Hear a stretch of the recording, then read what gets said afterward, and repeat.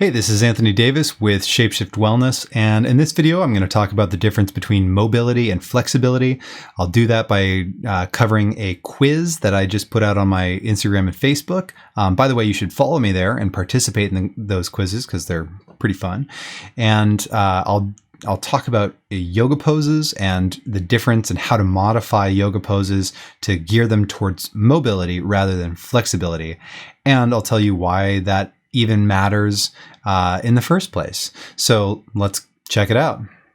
Hey, real quick, do like this video and subscribe to my channel so that you get notifications on future videos, and share this video with your friends if they like anatomy. Anyway, let's get back to the video. So here's the anatomy quiz that I put out recently. I'll give you a second. You can pause the video, read the question, and come up with an answer in your head. Okay, so you paused the video, I hope, and you came up with an answer. So let's see what the answer was. Well, so which of these is best for improving hamstrings mobility and why? Well, it turns out that A is, which is going to be counterintuitive for a lot of you, and B is not. This is counterintuitive because B is a deeper stretch, and you'd probably be thinking, well, mobility, the ability to move, B, they're moving more, they're stretching more. So of course, B is going to be the answer. I'll explain why that's not the case. And the key is in this word here. Ooh, in this word right there, mobility is not the same as flexibility. So here I've drawn a few things, so bear with me. So mobility versus flexibility.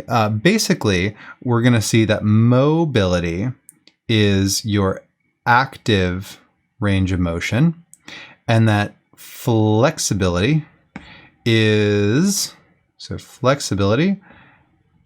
your passive range of motion. Okay?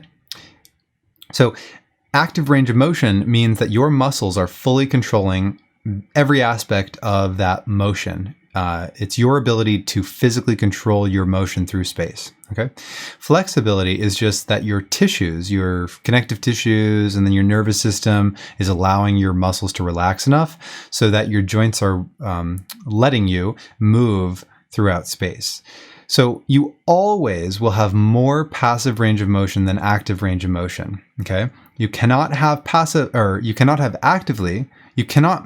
physically, through your own strength, move your shoulder and reach it overhead if your muscles are literally like, totally taut. And I don't want to use like a word like adhesions, but if your tissues aren't basically compliant enough, stretchy enough, or if your nervous system is just on lockdown and it won't relax your muscles, then you're never going to be able to reach overhead no matter how strong you are.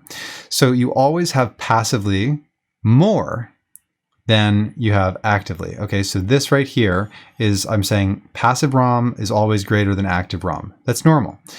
However, so here I've drawn a little stick figure, and the stick figure is, so first they're in neutral, and then in blue is if I were to physically grab that person's arm and lift it over their head, I could lift it all the way up. All right, I can lift it further than they have the strength to control, always, on every human being. And then if they tried to reach their own arm overhead, let's say this person has really bad active range of motion, then they maybe only get halfway. Now, most people can get closer than that with this particular movement, but let's just say they get about halfway. Well, in that case, in this light blue color here, I see that there's a gap. There's a gap between the red and the blue. There's a gap right here between those two arm positions.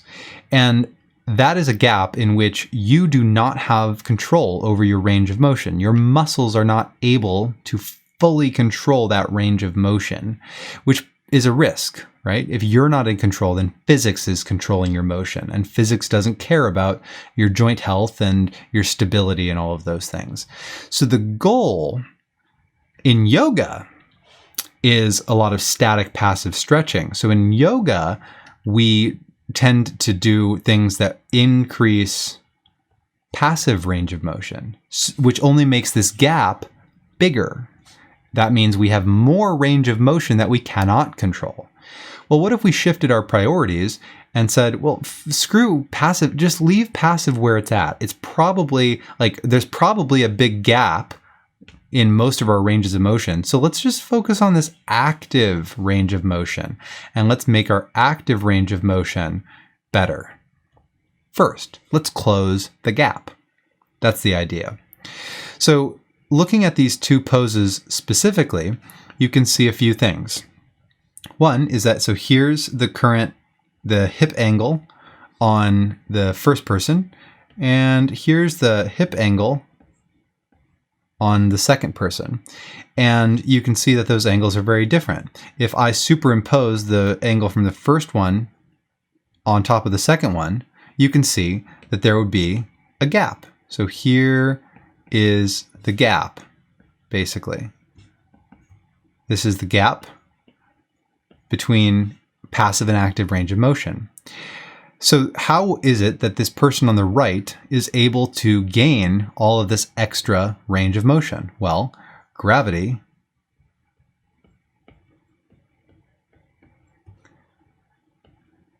is pulling them down. Gravity is pulling them further than they would be able to actively control. Okay?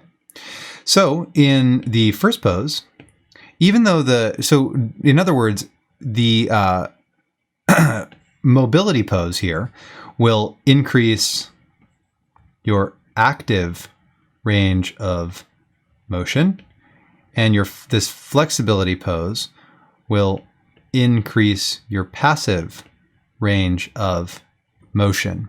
Okay? But it does nothing to help your active. So that's the main point here, is by doing some simple things like saying, who cares about the floor? There's not a pot of gold waiting for you on the floor. You don't need to get your head to your knee. You don't need to touch your floor. Keep the heart lifted. Keep the head looking forward and up. Get those arms up and overhead, which by shifting the entire body forward, this is adding weight to the back of the leg. Okay, so the back of the leg, the hamstrings on the right side get more of a load, and that means it's a contraction. Dig this heel into the ground. More of a contraction on the right hamstring. So we're really taking it to the edge of the active range of motion and then just contracting as hard as we can. So that's the main difference here. So by showing you this pose, I hope you can get some ideas on how you can modify any pose if you understand the principles. So a quick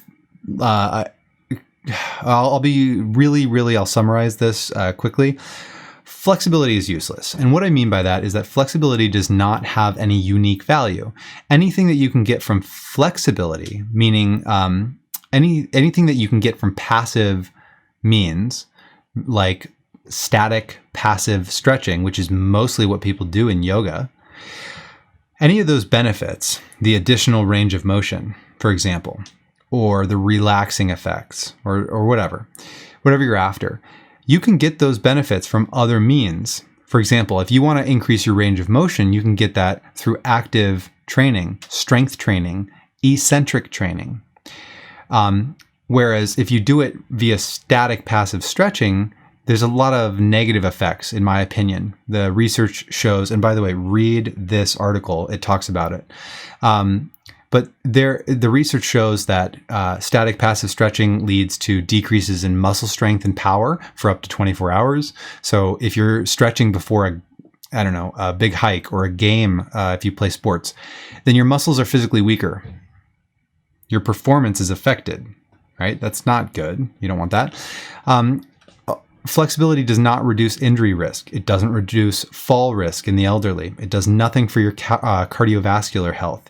It not only does not decrease risk of injury, but in some cases, it will increase your risk of injury. Flexibility, stretching before or after exercise, again, doesn't reduce injuries, and it doesn't reduce muscle soreness. Flexibility is essentially useless. Any of the benefits you can get through strength training, or if you like stretching because it feels good and it helps you relax, do something like myofascial release or deep breathing exercises, or there are a lot of other ways to relax. Yoga nidra, right? So I'll just read some quotes from this article real quick, and this really sums it up. Flexibility lacks predictive and concurrent validity value with meaningful health and performance outcomes. In other words, it doesn't do anything for your health or performance. Consequently, it should be retired as a major component of fitness. Most people think that stretching is important. Flexibility is important for your fitness. It's not. I mean, you need enough flexibility to do your daily activities. You know, if I'm a painter, I need enough neck mobility to look straight up, right? That's something I need, but I don't need extra. You know, I need to be able to reach overhead and paint things on the ceiling, but I don't need extra range of motion beyond that. And I don't even need to stretch to be able to do that. All I need to do is practice painting, and eventually my body will adapt. I'll gain that range of motion for most people. And then lastly here, it says functionally relevant levels of flexibility can be maintained or restored with exercise modalities that cause more robust health and performance benefits. In other words, you don't need to keep stretching to keep you do need some flexibility, okay? You need some. In order to maintain enough, all you have to do is stay active. Just don't sit on your butt all day sitting on a couch. Go out and move. If you enjoy running or hiking, go hike regularly, very regularly, right? And then you'll keep that range of motion, and you don't need to stretch. So that's the interesting part here is, I mean, it's not going to hurt you if you just once in a while like to have a little stretch, or if it feels good here and there. This video is geared towards a population of yoga people who tend to be compulsive stretchers. They think that stretching is just like the bee's knees and, you know, the cat's pajamas. You just got to stretch all the time, and they're doing it kind of compulsively, like they're addicted to stretching. That is unnecessary and probably unhelpful. And if nothing else, it's a waste of time, because you could be doing way more effective things that do impact your overall health, like endurance training, cardiovascular training, strength training, balance training, or just doing meaningful activity. If you love hiking, you don't need to have an exercise program. Just go hike a lot. You don't even need to have some program in mind. Just go hiking if you like it, right? Okay, so let's put it all together real quick here. Basically, if you want to shift your yoga practice in a way that gears it more towards mobility, here's some simple things you can do. Take a yoga pose. Let's say some kind of forward fold. Check your active range of motion. If you don't know how to do that, Google functional range conditioning. Not because those are the only guys who care about active range of motion, but they happen to put out a lot of videos, so check them out. So see what you have actively first, and then stay within that range. Easy. You know, you don't need to go to your passive range all the damn time.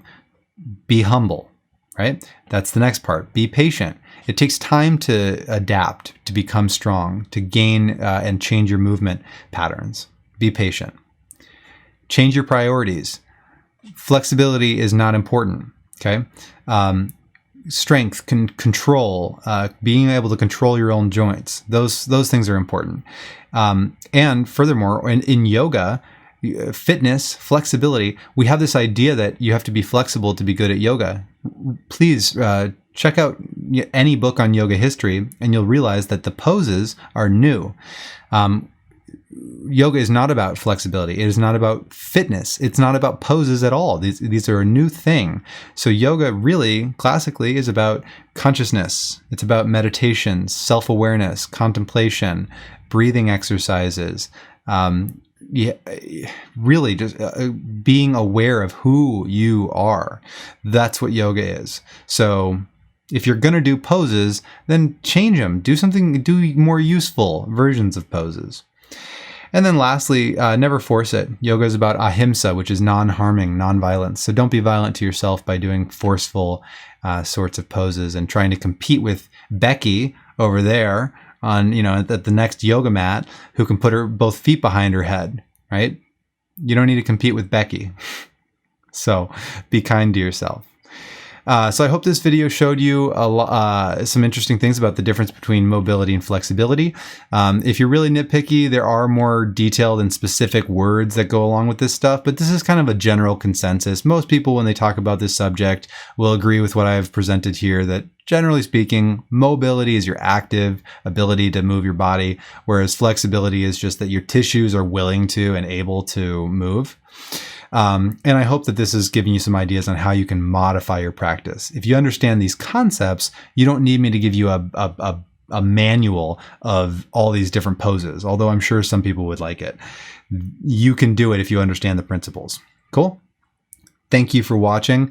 Ask questions in the comments, like this video, subscribe to my channel, and share this with your friends if they like anatomy. All right. Thanks for watching.